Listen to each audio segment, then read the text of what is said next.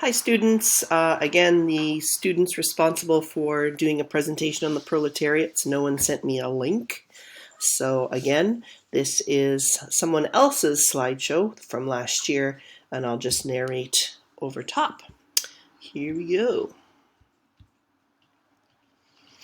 So the proletariats, it's a very specific word that kind of grew out of Marxism.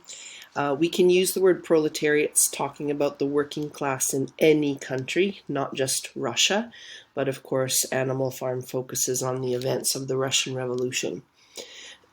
So in Russia, just like any other country that is run under either a capitalist system or a monarchy with a king or queen, the vast majority of the population are what we would call proletariats, the workers, the people who do all the hard work and don't really have a lot of resources or money.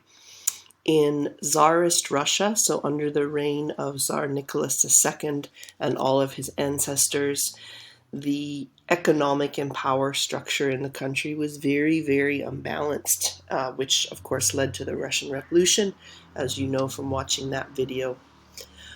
So proletariats, think of them as the working class, the people who work in the factories, on the farms, etc. So as I stated before, kind of the lowest economic class in a society. And these people don't have a lot of money, and under the Tsarist regime they didn't have any rights.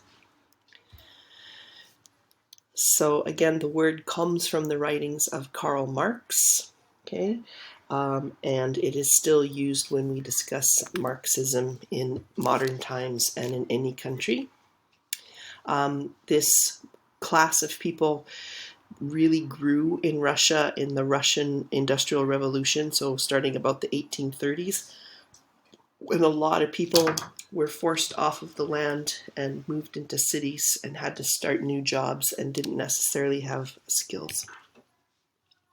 So again, you've read about Karl Marx or you've watched the presentation, and he strongly felt that the proletariat needed to rise up against the owners of factories and kings and queens and people like that, and that the proletariats who did all the work should be the ones to benefit and have the profits.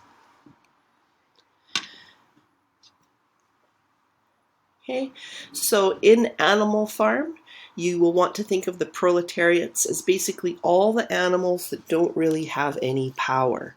So in Animal Farm, the pigs represent the elite class, the class that has education, the class that controls everything.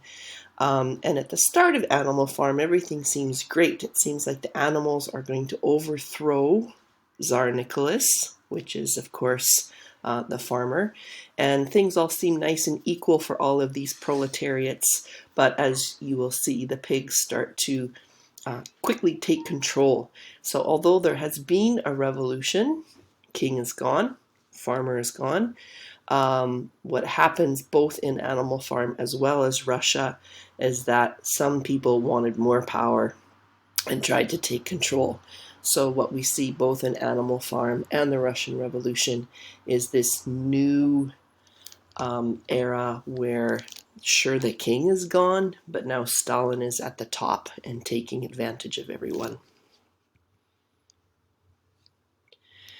Okay, so it's an important word to know. Those of us that care about economic and political equity, and understand the roots of Marxism, it's an important word to know. And of course, in any country, it's important to understand how the proletariats are treated or mistreated. So the proletariats were definitely in favor of a revolution. They got their revolution, and just like in Animal Farm, it seemed great at the beginning, but whenever there's power-hungry people involved, then things started to go badly.